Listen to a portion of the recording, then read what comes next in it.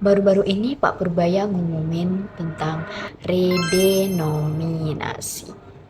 Pas gue baca newsnya kayak emang yakin bisa berjalan. Soalnya apa? Soalnya dulu pada tahun sekitar 1960-an Indonesia juga pernah mencoba kebijakan tersebut yang mana nilai bilangan yang mulanya 1.000 itu menjadi 1 perak. Nah, dan pada saat itu gagal total. Bahkan ketika kita melihat 100 tahun terakhir, itu banyak sekali negara-negara yang mencoba kebijakan tersebut. Kalau nggak salah itu ada sekitar 60 negara. Nah, dan yang sukses menjalankan kebijakan tersebut itu hanya 10 sampai 20 negara doang. Yang gagal ada, yang nggak efek sama sekali banyak. Sebenarnya agak sedikit misleading ya ketika mendengar Pak Purbaya ingin mengajukan ide kebijakan tersebut. Karena apa? Karena kita pasti bayangin lah gimana paniknya masyarakat, gimana paniknya semua orang. Karena kan ini di ranahnya Bank Indonesia. Coba nih bayangin, kita bangun-bangun tidur yang mulanya saldo kita ada 100 juta. Karena kebijakan tersebut tiba-tiba hanya 100.000.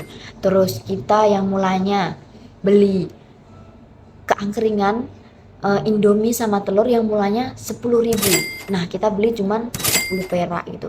Pasti kan banyak masyarakat yang salah paham dengan konsep ide kebijakan redenominasi ini. Timingnya sebenarnya agak lumayan unik sih. Bahkan sampai beberapa ekonom itu mewanti-wanti kayak hati-hati, proyek jangan terburu-buru gitu. Apakah cuman untuk citra politik aja atau biar adanya good news? Kita nggak tahu juga ya gitu.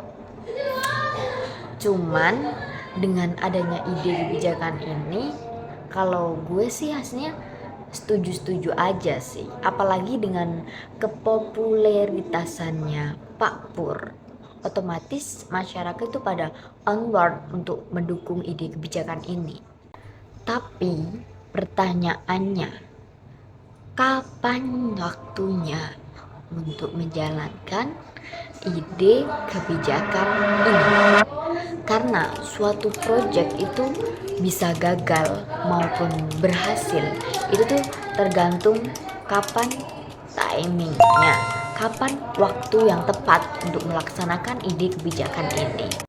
Cuman sebelum kita lebih jauh lagi, yang mana kita membahas sukses atau gagalnya project ini, kita harus siapin dulu aspek penting, yaitu yang mana seluruh warga Indonesia atau seluruh warga masyarakat itu harus tahu apa itu redenominasi gitu, agar semua masyarakat itu tidak salah paham mengenai kebijakan ini. Jadi, apa sih redenominasi itu? Kalau menurut aku pribadi, proyek redenominasi ini lebih berat ke sisi psikologis, baik ke psikologis masyarakat maupun ke psikologis investor asing. Soalnya, dulu sekitar tahun 1965, Indonesia itu pernah gagal. Salah satu penyebabnya karena sosialisasinya yang membingungkan. Masyarakat sampai bingung, ini itu mau pakai uang yang lama atau pakai uang yang baru. Akhirnya, di era Presiden Soeharto, proyek ini di-cancel total. Dan kita balik lagi ke rupiah yang lama. Karena ekonomi kita yang masih belum stabil. Nah, banyak orang juga salah paham. Yang dulu terjadi itu bukan redenominasi, tapi sunering. Sunering artinya pemotongan nilai uang. Jadi wajar kalau orang pada kaget. Misalnya nih, kalian punya tabungan 100 juta. Tiba-tiba jadi 10 juta. Nilai value uangnya itu emang berkurang gitu. Sedangkan redenominasi itu beda. Nilai uangnya tetap sama. Tapi 0 di belakangnya itu dihilangin 3. Nah, dulu itu fun fact-nya ya, di Indonesia pada tahun 1960-an memang terjadi sunering gitu. Sunering karena inflasi yang gila-gilaan gitu. Baru setelah itu ada wacana buat redenominasi. Jadi ini itu dua hal yang berbeda. Terus nih, kalau emang nilainya sama, buat apa redenominasi gitu? Nah, tujuannya itu ada 3. Nomor 1, yang paling praktis, yaitu efisiensi aktivitas ekonomi. Pernah nggak sih kalian nyatet keuangan, transfer uang, atau bayar di toko tapi uang yang dikirim kelebihan gitu? Aku sih pernah ya. Waktu itu aku mau bayar kris 10.000 tapi kebanyakan malah jadi 100.000 gitu. Nah, hal-hal kayak gini sering kejadian kan? Karena nominal uang kita itu terlalu besar gitu. Belum lagi urusan pencatatan keuangan, Excel, atau baca laporan keuangan. Nol yang kebanyakan ini nih yang bikin ribet dan gak efisien gitu. Kalau nolnya lebih sedikit kan semuanya jadi lebih ringkas. Mulai dari kasir, toko, sampai sistem pencatatan. Tapi yang paling penting ini ada di poin 2 dan 3.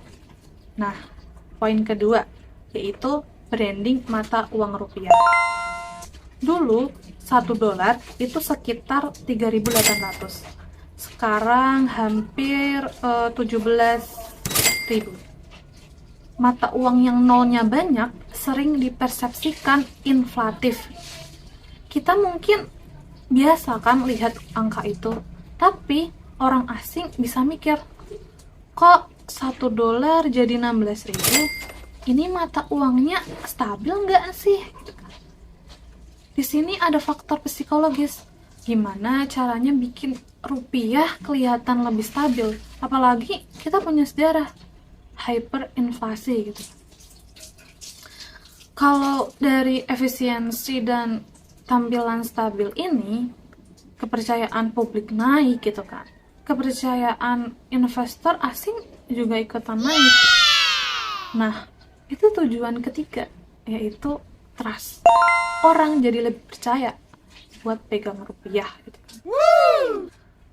Contohnya itu ada di negara Turki. Mereka ngilangin 6 dan berhasil gitu. Sebaliknya ada yang gagal itu di negara Venezuela. Mereka ngilangin tapi inflasinya malah sampai 5.000% gitu. Makanya sebelum kita terlalu hore-hore nih, sebagai pengamat yang baik, kita harus percaya sama Pak Purbaya. Tapi kembali lagi, timing is everything.